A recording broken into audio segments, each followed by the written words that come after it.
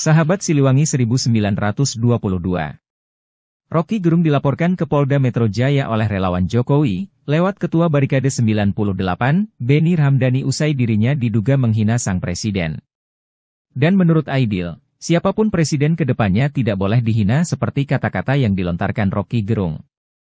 Dia menilai pernyataan Rocky Gerung tidak bisa dibenarkan karena alasan kebebasan berpendapat dan menyampaikan kritik yang dijamin dalam sistem negara demokratis.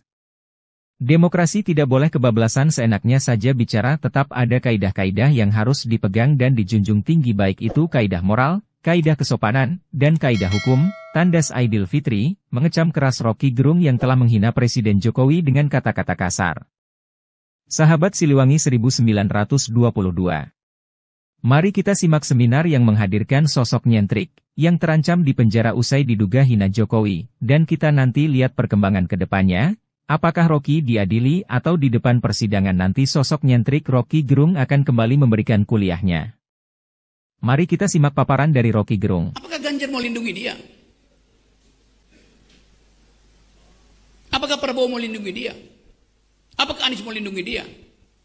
Tekanan politik massa akan membuat presiden-presiden itu tidak akan mungkin melindungi Jokowi. Begitu Jokowi kehilangan kekuasaannya, dia jadi rakyat biasa. Gak ada yang peduli nanti. Tetapi ambisi Jokowi adalah mempertahankan legasinya. Dia masih pergi ke Cina buat nawarin IKN. Dia masih mondar-mandir dari satu koalisi ke koalisi yang lain untuk mencari kejelasan nasibnya. Dia memikirkan nasibnya sendiri. Dia nggak pikirin nasib kita.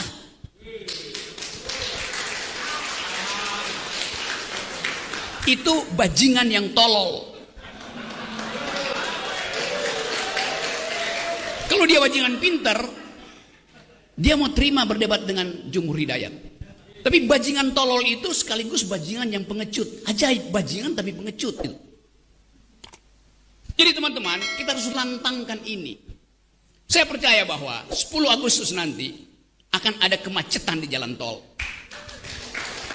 Bukan saya percaya, saya inginkan. Lebih baik macet di jalan tol daripada macet di jalan pikiran.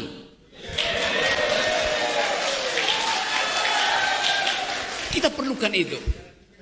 Sejarah menunggu kita. Dan siapa yang dipanggil sejarah, dia mesti mewakafkan waktu dan tenaganya untuk memungkinkan sejarah itu menempuh jalurnya sendiri. Tidak ada perubahan tanpa gerakan. Saya bisa kasih kritik macam-macam, tapi kekuasaan hanya berubah kalau ditandingi oleh massa. Kekuasaan selalu takut pada massa.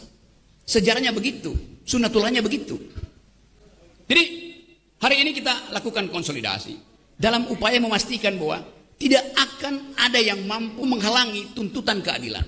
Tapi kita sebut ini seminar supaya nggak kena delik. Bayangkan aja, dalam upaya untuk menghasilkan keadilan pun kita mesti siksa. Padahal di depan kita ini adalah kita marah pada keadaan tuh. Seminar artinya senyum, Mira, dan Narti.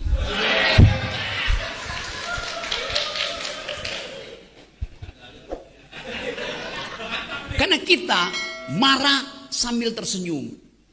Kita marah terhadap keadaan, kita tersenyum, dan akan ada perubahan. Kita mampu.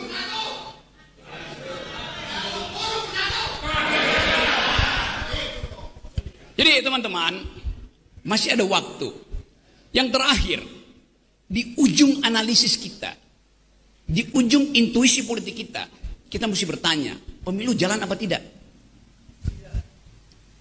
Sama, saya berpikir juga tidak. Tetapi kita menghendaki perubahan politik. Jadi, kalau pemilu terhalang oleh ambisi presiden sendiri, pemilu ini akan batal karena ambisi presiden belum maksimal tuh. Apa yang kita lakukan? People power. Dan people power itu dimulai dari Agustus. Jadi kita buka pintu itu. Bahwa Anda akan disalib oleh mereka yang menunggu tikungan, gak ada soal. Karena sejarah akan kembali meluruskan jalan Anda tuh.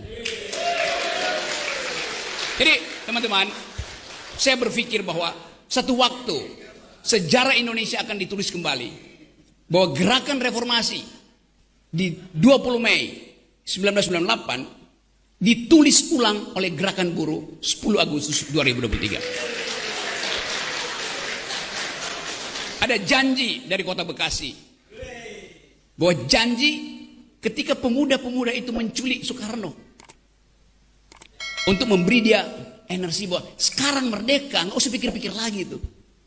Demikian juga energi dari Bekasi hari ini. Kita pastikan bahwa tuntutan keadilan tidak mungkin dihalangi oleh kedunguan-kedunguan di istana. Kita lakukan itu hari ini. Dan dengan tekad yang baik. Niat kita kuat, peralatan kita cukup. Lalu, kenapa kita ragu? Satu langkah gerak di aspal, itu akan membekaskan sejarah.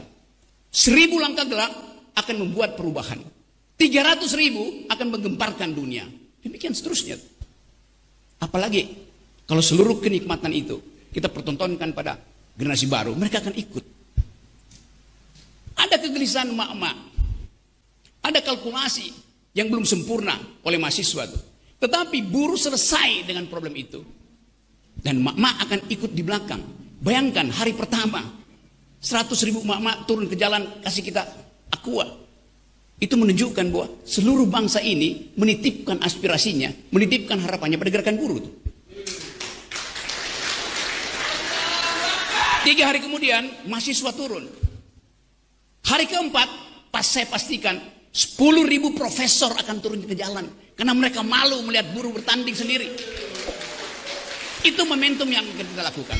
Jadi teman-teman, kita pastikan dari Bekasi akan ada perubahan. Bekasi artinya berani beraksi.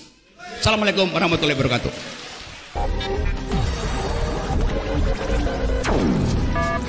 Satu 922 Pejuang Siliwangi. Satu untuk semua, semua untuk perjuangan. Pejuang Siliwangi. Pejuang Siliwangi.